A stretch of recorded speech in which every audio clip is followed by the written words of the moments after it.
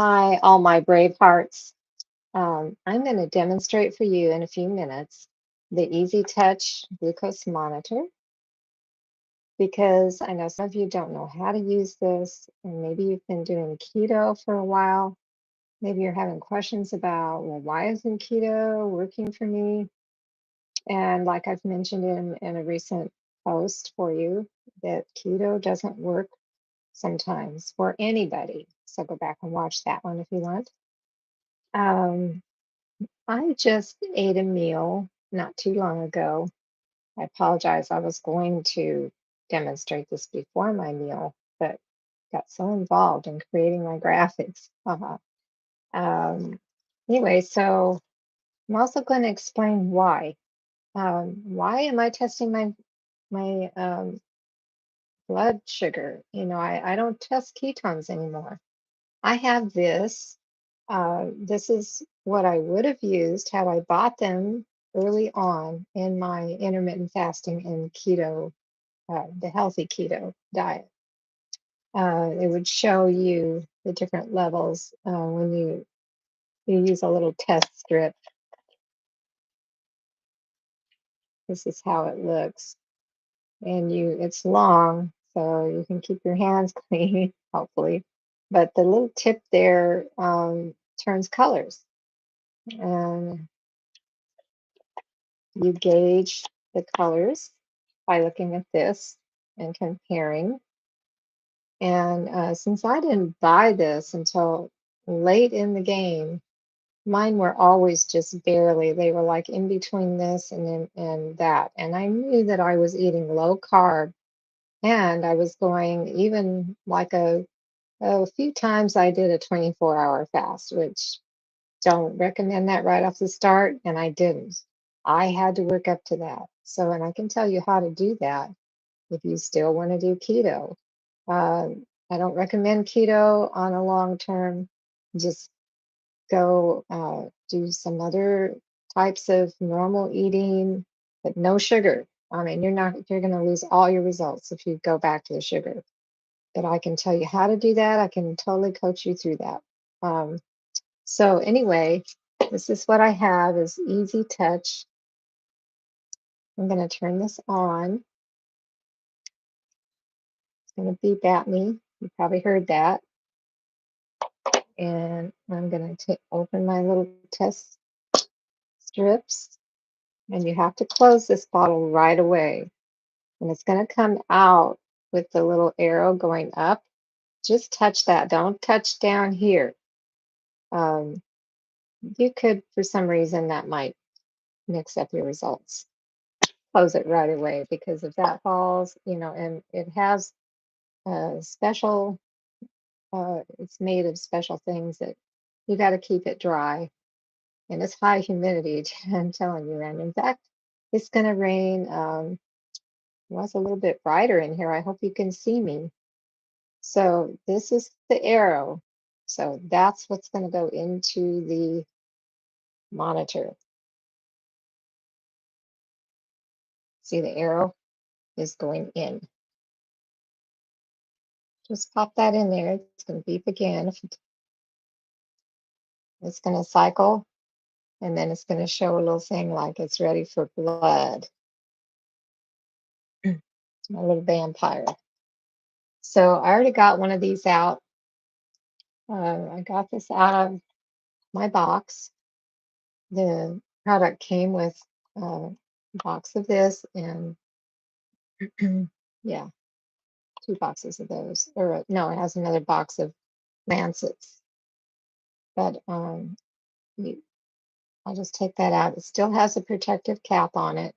Now, when you pull that off, pull it straight up. I'll show you how, but be sure and don't just twist it sideways and yank it off. No, you don't want a crooked, curved needle. But I just put this right in here, and I wondered why I wasn't able to cock. See, this is a little cock thing, and I don't even want to try afterward, because I just push it all the way in right from the start, and that cocks it. I don't know if you can tell.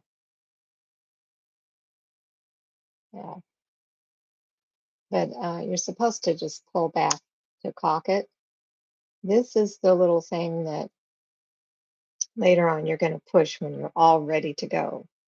So I kept wondering how come I didn't have any sensation, but it's already pushed way down in there as far as it'll go. Now this we'll talk about that later. That's ejection. Right now we just want to get that in there and grasp it gently but firmly, and just keeping everything really straight. Don't pull it sideways, in other words. Pull straight up, but you have to get it loose. Just get it loose. Uh, Okay, pull straight up. Now just put this down on something very firm. Mhm. Make sure that's still down in there firmly, but be careful, don't prick yourself. Okay, so then you're going to put this cap back on, and it comes with another little cap. I was wondering, what is that clear little cap for? Well, if you get tired of using the pads of your fingers or whatever, with the right, you be sure and read all the directions. Um, you can use alternative sites, but it has to be a well padded area. It can't be just anywhere. So, and then you set, so that's on there firmly. See, I'll take it off, and you know, you just make sure that that's tight, tight enough. Yeah, my little machine went off. I'm taking so long to tell you.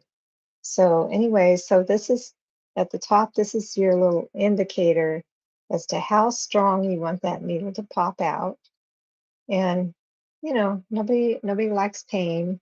So you put it on the lowest setting possible.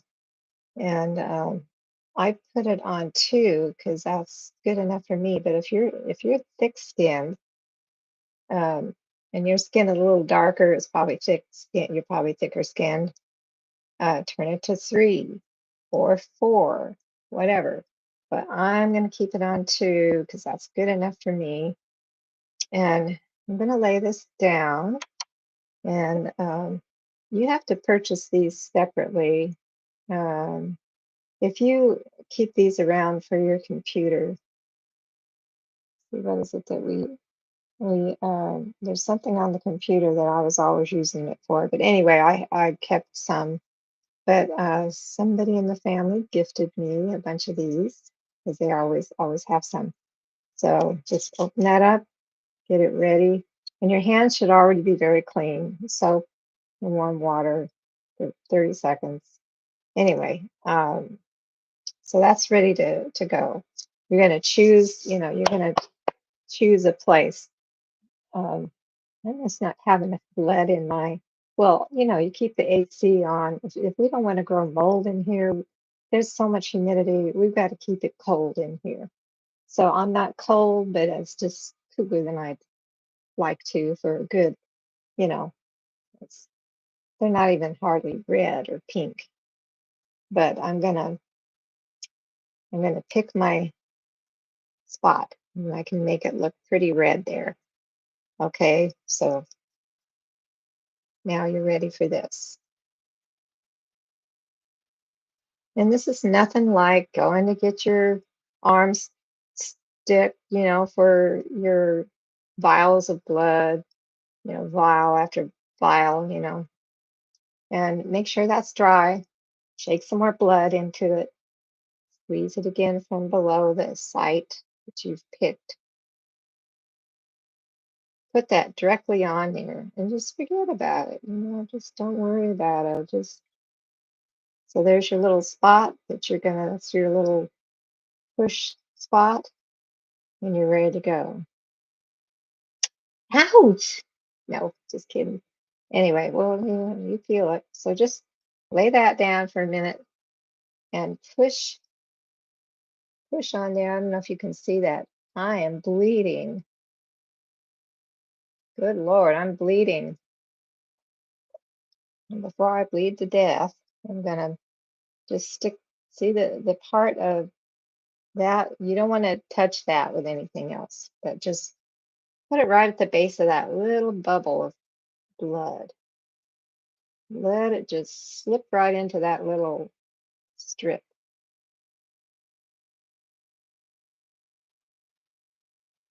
Ah, not enough blood. Oh, it went off, that's why. Okay, it's gonna look a little messier than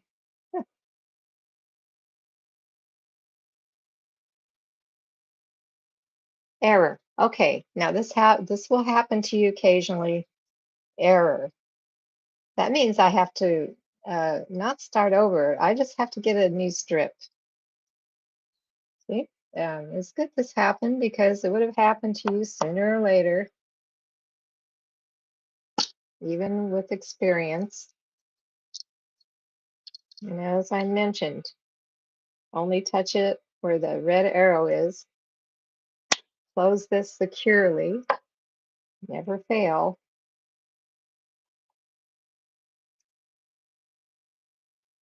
So you're gonna just put that arrow back in, the fresh one. See, it beeped, cycling.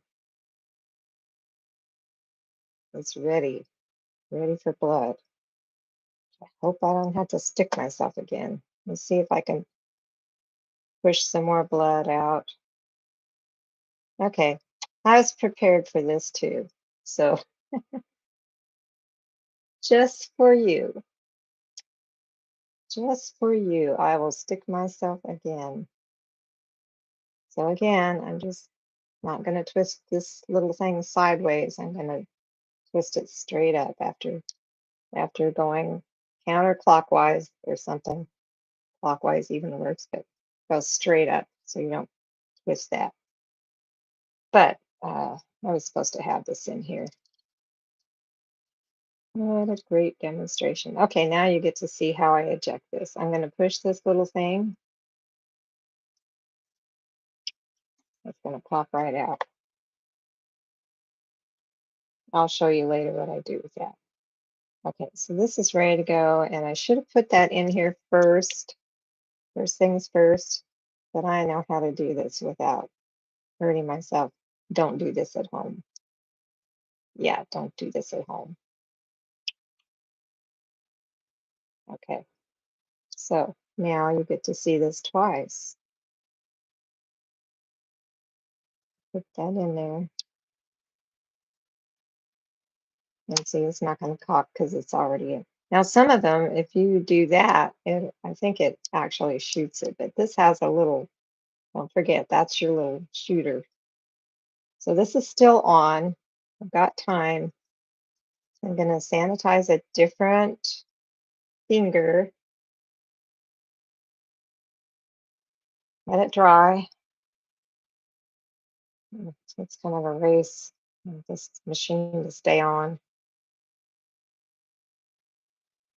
I'm going to push some of the blood up in there. Put that on there. Used to that other plunger on my other machine. I do have a a ketone blood monitor too, but okay. Another prick.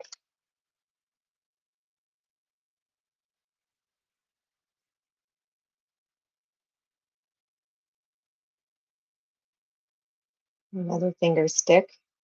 Okay, should be ready for this. The machine is still on this time. See, little beep. And now it's reading 5, 4, 3, 2, 1, 109. And I ate at 3:40, and now it's 4:37. It's almost been an hour. Okay, so that's what it's going to show. Um, before I ate breakfast, let's see, I'm going to show you my little logbook here before I take all this apart and show you what to do with that needle. So here's the little logbook that comes with it. Very handy. So it's got readings for each day of the week. So here's Monday. I already did this yesterday. So this morning before breakfast, my blood sugar was 91. And then after I ate, 3 hours after I ate, it was 116. So see, it's still climbing probably for now, although I did eat a keto friendly. I had hamburger and no bun, of course, with mustard on it. Sometimes I put both mustard and ketchup, uh, ketchup without sugar. I like it better. I do not eat regular ketchup after hearing my dad tell about his days of working in a factory. Never mind. But yeah, so you can just keep your log there. I'm going to take this out, not wanting to touch the blood. Let the machine go off. It did. It did. So my preference is to take the same package that I had my alcohol wipe, stick that in there with the blood side down, not wanting to touch it. So I'm going to discard both of those. Okay, and so now I'm going to show again how I take this apart. Twist it off and use the eject. Well, I'm not going to do that until I have this protected the end. So you take this little disc, you put it down on a firm surface that you don't mind putting pressure on, and then you're going to stick this right into the center of that little dot, and it will stab into it and keep that needle safe. And so now it's ready to eject. There you go. Got to do that with the other one too. Try not to make that mistake, so you have to stick yourself twice.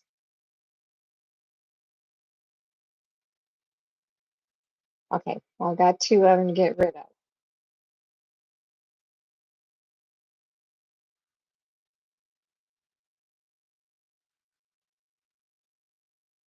So computer issue here. Okay, sorry. All right, and I'm going to stick those in here. That's just my preference. I mean, if you've got one of those safety disposals, that's fine. And if you have kids around, I highly recommend that you get one of those official needle disposal uh, canisters. They're mostly red. They're red and white, I think. Okay, and that's pretty much it. I'm just gonna put things back together in here. Put it back in my nice little kit. All right, so my ketones don't show up anymore because I'm fat adapted. And if you would please look in the link below under more, see more, I have given you the link for Thomas DeLauer. He had a program about that, about why you can't see your ketones anymore. So now that I have a glucose monitor, I can see whether my blood sugar is getting too low or I can see if it's getting too high. So, like for instance, if I think that I've eaten something that's low carb and I see that it spikes my blood sugar too high, then I will know that I'm probably not. I mean, I'm definitely not making any ketone. I'm not even, you know, burning fat. But overnight, because I went 19 hours, I was burning 6 hours. I was burning fat. But I'm fat adapted. And I think it pretty much, this is demonstrated to me because my blood sugar has gone down pretty low, like this morning. Um, okay, before dinner last night, my blood sugar was 63, and that's within normal. You need to be above 20. If your blood sugar is dropping below 20, you need to follow your doctor's recommendations what to do for that. It can cause problems. Please don't drive. Anyway, so then if it goes too high, I'll know that, well, that food didn't work for me. Like if I had a peanut butter and jelly sandwich, That probably would spike my blood sugar a lot higher. So good luck with that. Like I say, I do not recommend keto every day. If your cortisol levels are getting too high, you're under a lot of stress, back off for a day. Eat something that's a natural carb like peas. I don't recommend corn, but definitely not wheat, nothing with gluten in it. No sugar. Please get off the sugar if you can. So, because keto will not work for you if you cannot get off the sugar. So, all right. I'm going to, in the future, just kind of break things down as to how I went from one step to another and how I just kind of put the puzzle together to start making things work for me. Because we all start out rough. You're going to have, if you don't have everything in place, you're going to have keto flu, but you can avoid that. There's ways to just totally avoid that. So just trust me on that. I'm a pretty sensitive person when it comes to foods and uh, what am I sensitive about? My blood sugars are sensitive. I don't know. But anyway, take care, and I look forward to seeing you and your comments. Please, if there's anything you can add to this because you're more experienced than I am, or you found some tips that work for you, please let me know in the comments. Thank you. Please like it and subscribe if you haven't already. Bye.